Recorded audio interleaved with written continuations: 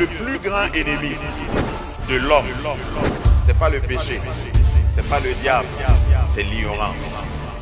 Et pour chasser l'ignorance, il faut que la lumière soit.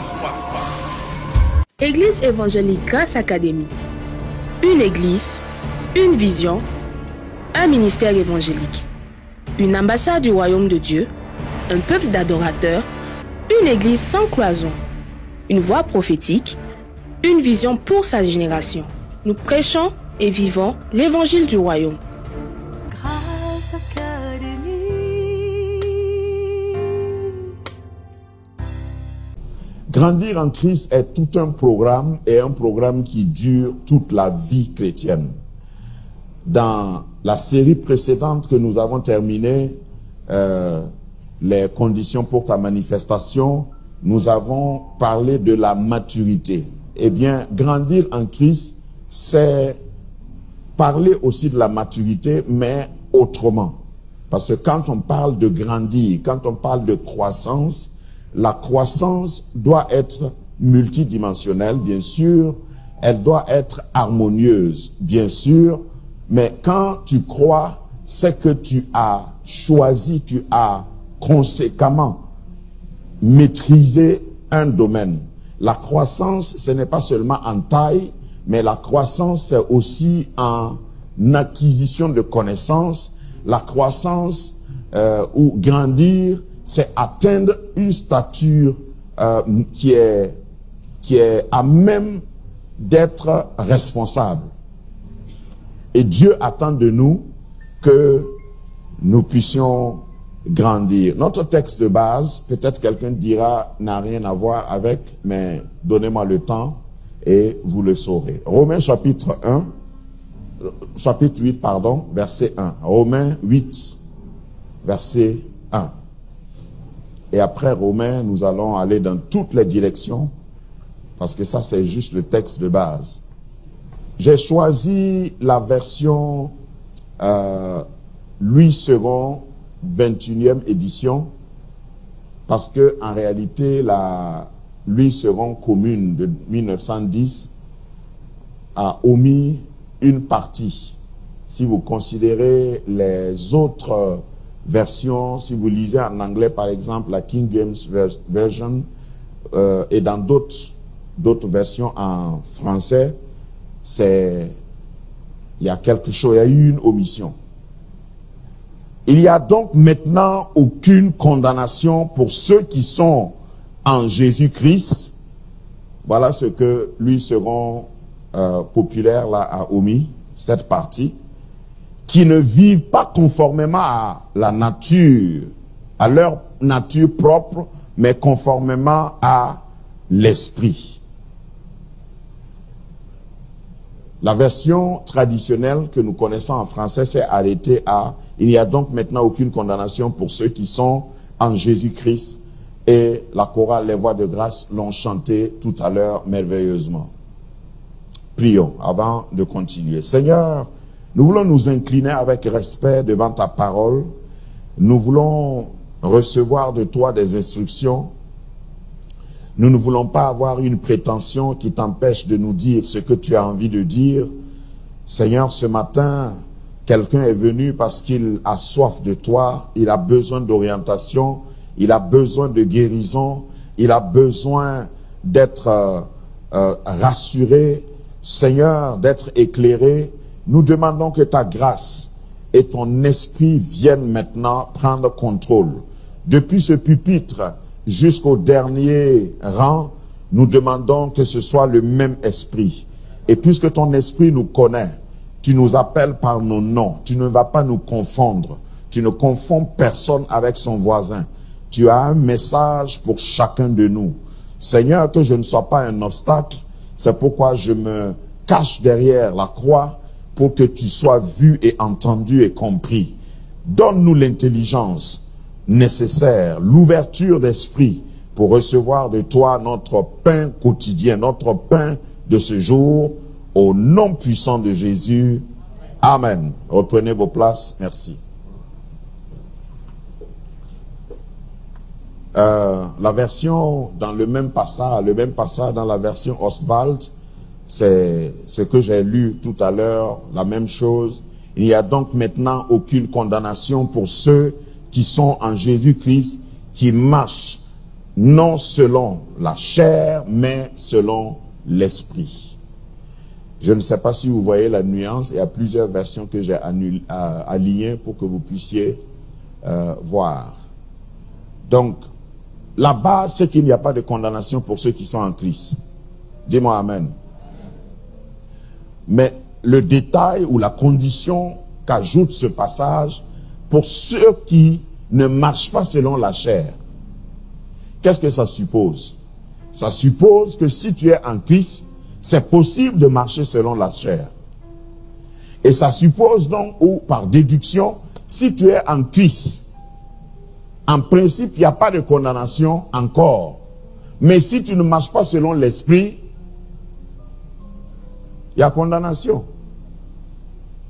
Le comédien dira qu'il y a deux cas.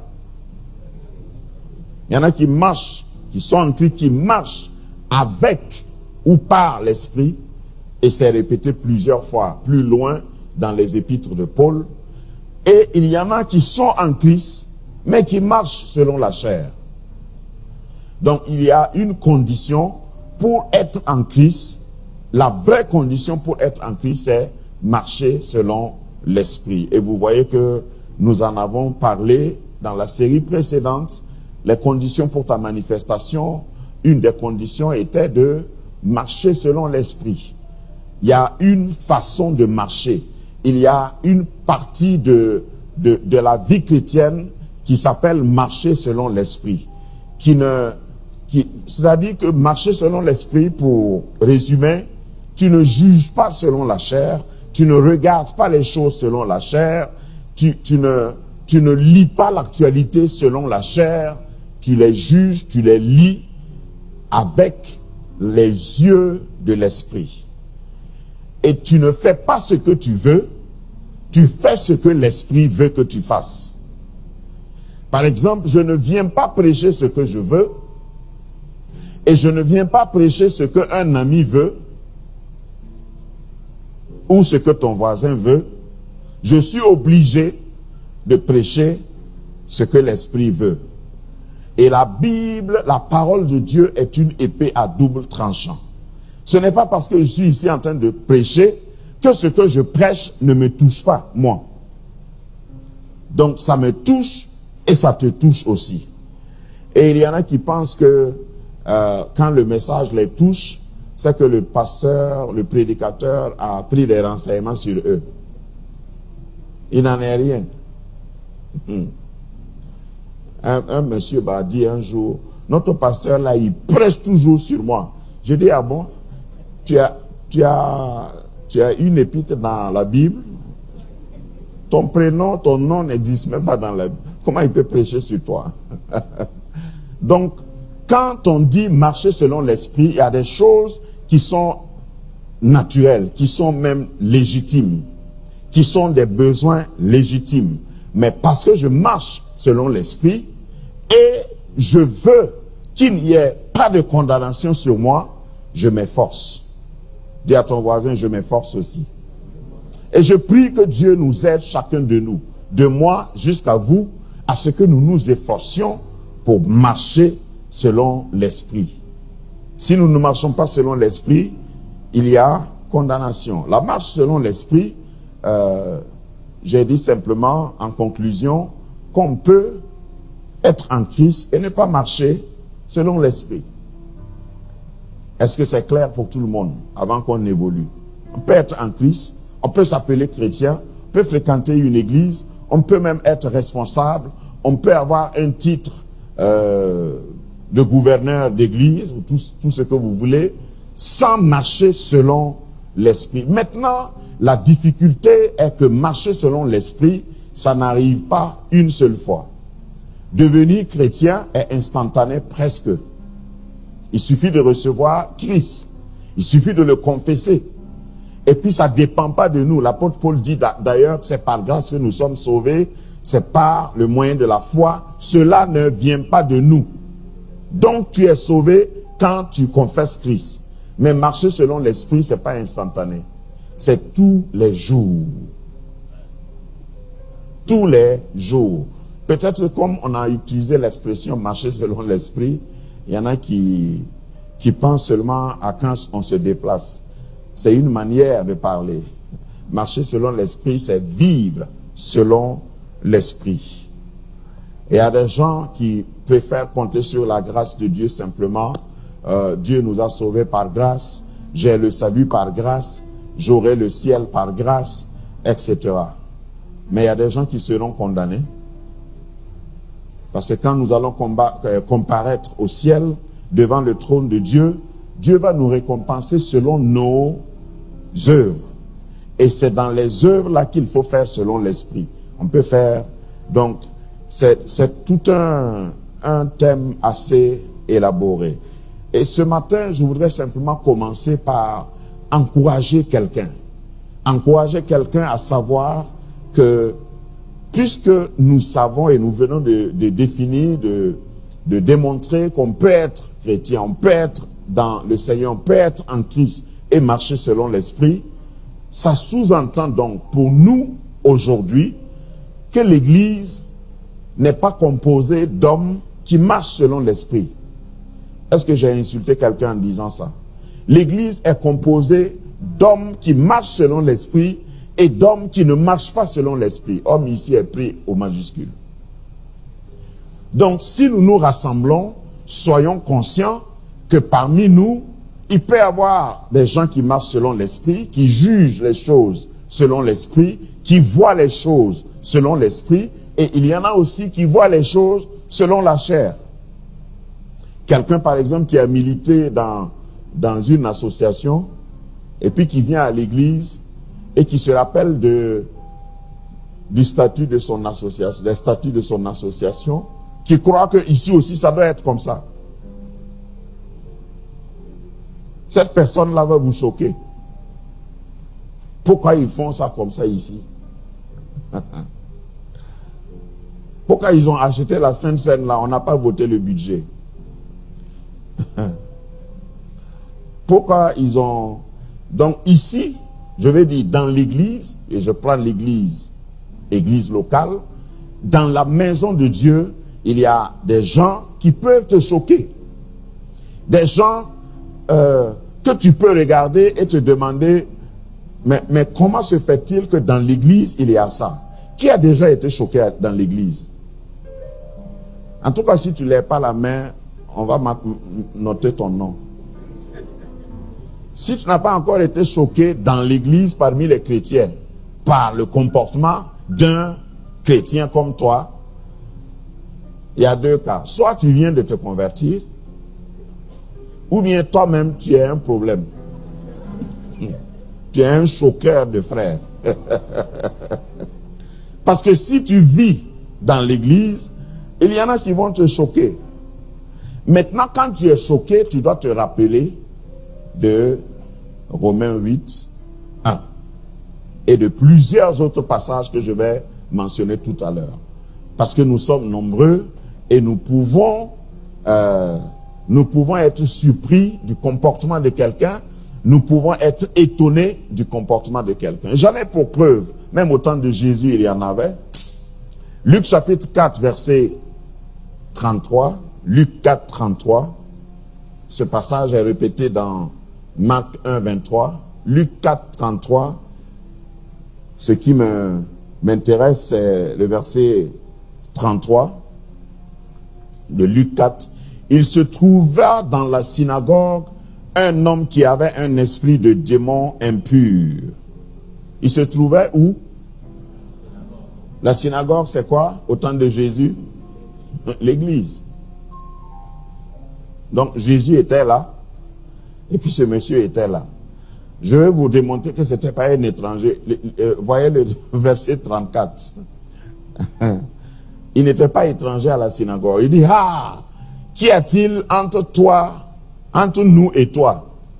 Jésus de Nazareth. Donc il connaissait Jésus. Il chantait à la chorale peut-être. Ah pardon, hein, je ne parle pas de... hein? C'est quelqu'un qui connaissait. les habitudes du temple. Il dit, qu'y a-t-il entre toi et nous? Dès que le vrai Seigneur, c'est à là que je vais en venir, dès que le vrai Seigneur se manifeste, quand je dis le vrai Seigneur, il n'y en a qu'un.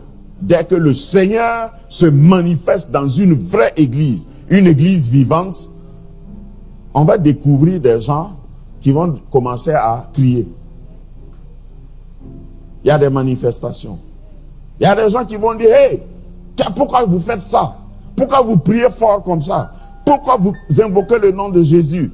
Vos prières là sont trop longues. C'est pourquoi ce genre de personne-là n'aimera pas que le Seigneur visite la synagogue. Et moi, je suis déterminé à ce que le Seigneur visite la synagogue.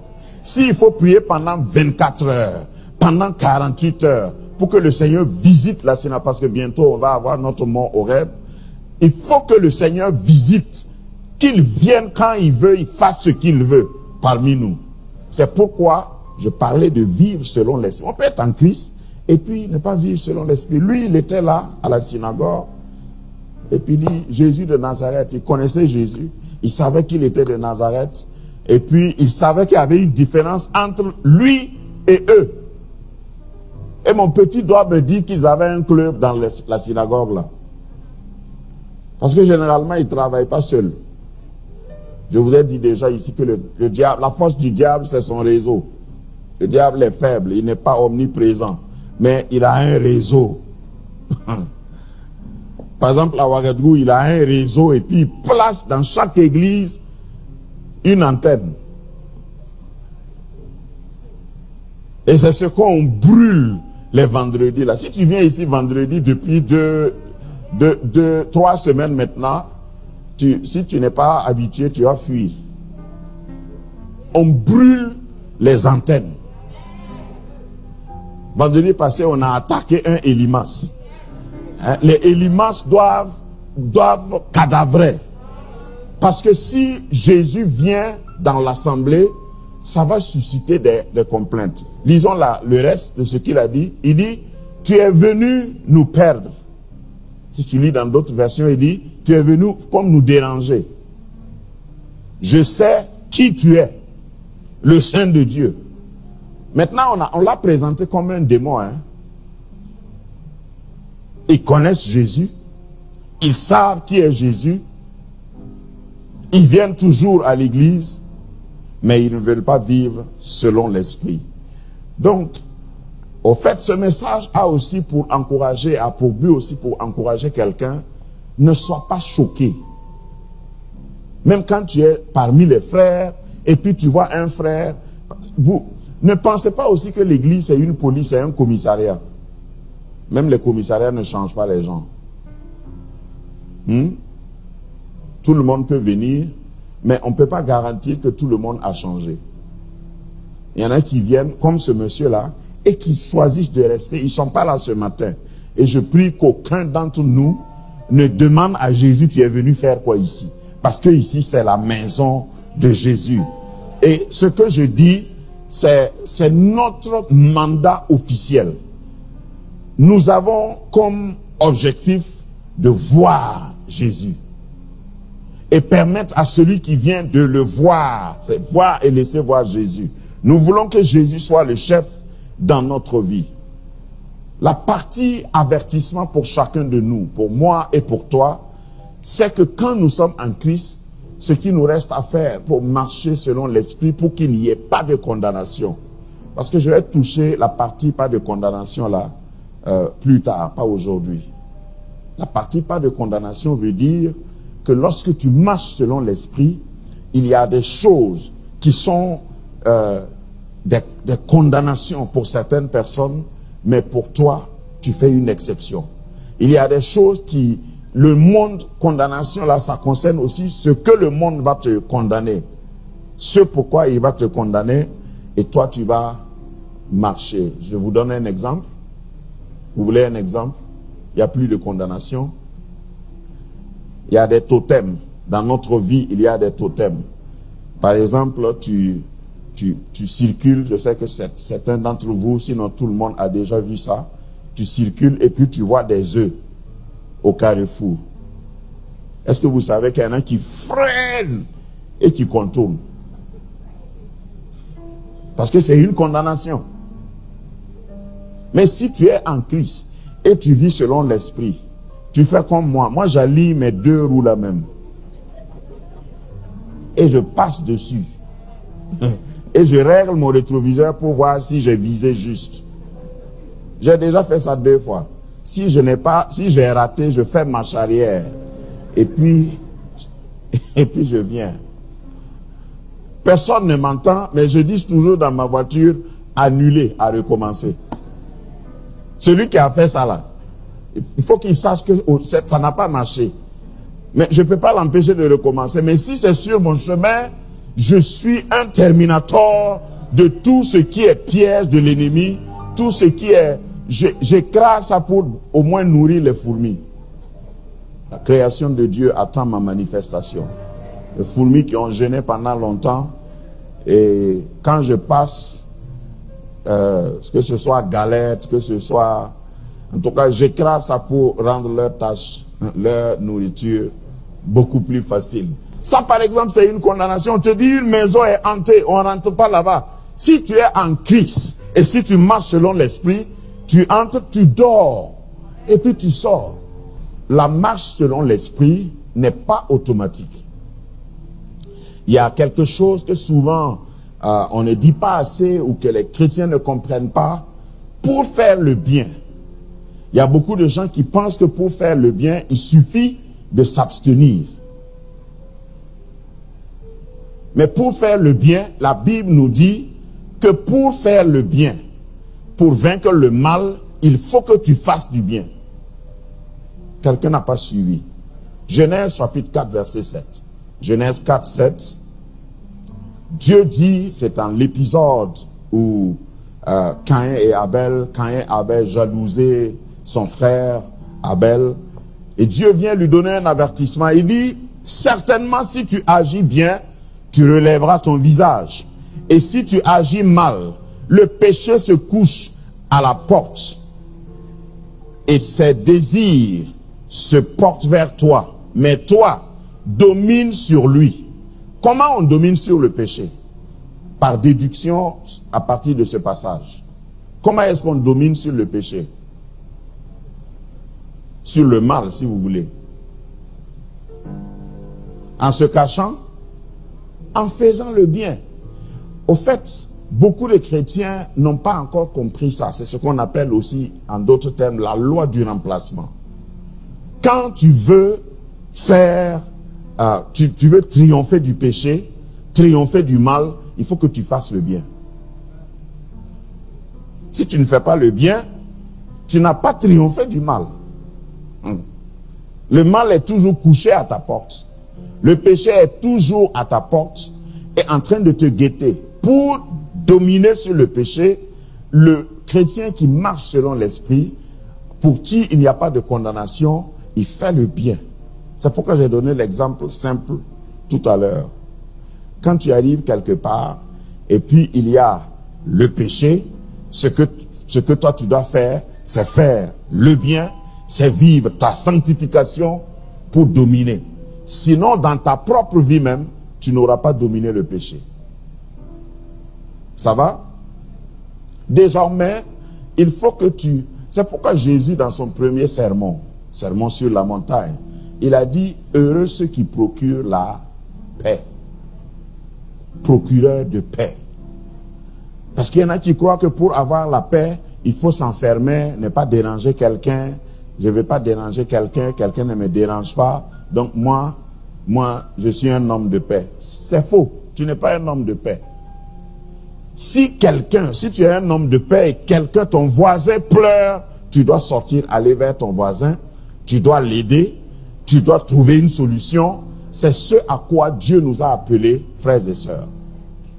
Un chrétien qui se cache, qui reste cloîtré, il ne peut pas dominer sur le mal. Parce que tôt ou tard, comme Caïn n'a rien fait, il a était vaincu par le péché. Et ici, le péché d'Adam, c'était la jalousie. Tu crois que c'est aujourd'hui seulement qu'il y avait des hommes jaloux? C'est la jalousie qui a poussé Caïn à tuer son frère. La jalousie peut pousser quelqu'un à éliminer politiquement. La jalousie peut amener quelqu'un, tenez-vous bien, à devenir sorcier. Il est jaloux jusqu'à, comme il veut tuer en secret. Le moyen pour tuer en secret, c'est quoi? Oui. Et sorcellerie là, c'est pas forcément avoir des yeux rouges. Et puis voler la nuit, comme on dit. Moi, je ne les ai jamais vus, parce que quand ils me voient, ils ne volent plus.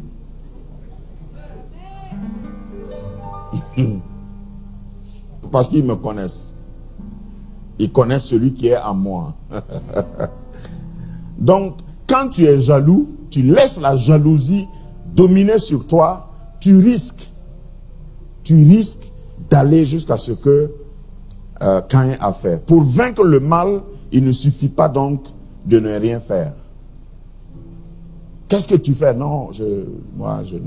C'est la même chose dans l'église. C'est la même chose dans l'église. Il y a des chrétiens, aidez-moi à citer les péchés que nous, on connaît communément là. Il y a des chrétiens, ils ne fument pas, ils ne boivent pas, ils ne cherchent pas femme de quelqu'un. Ça aussi, il faut définir un peu. Ils ne vont pas en boîte, pour inclure un peu les jeunes. Ils ne volent pas.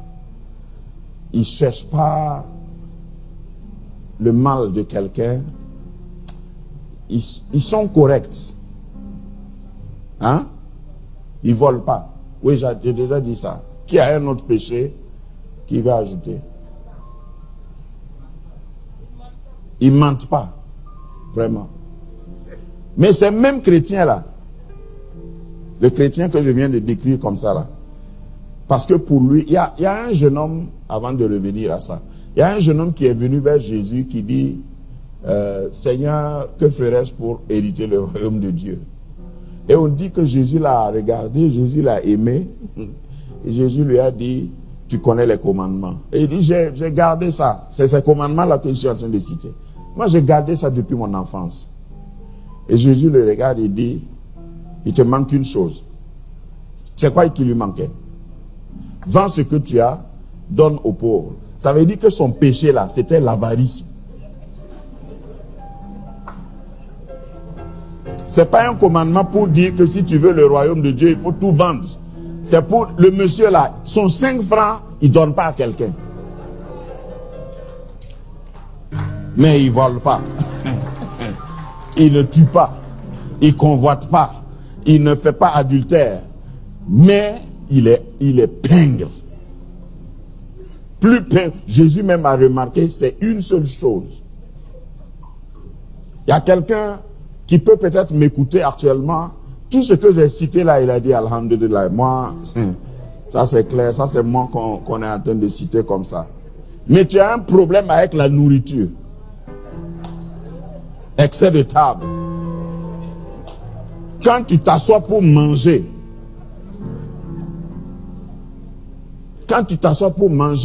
tout le monde est en train de soupirer. Est-ce qu'il va rester quelque chose? Ça aussi, c'est un péché.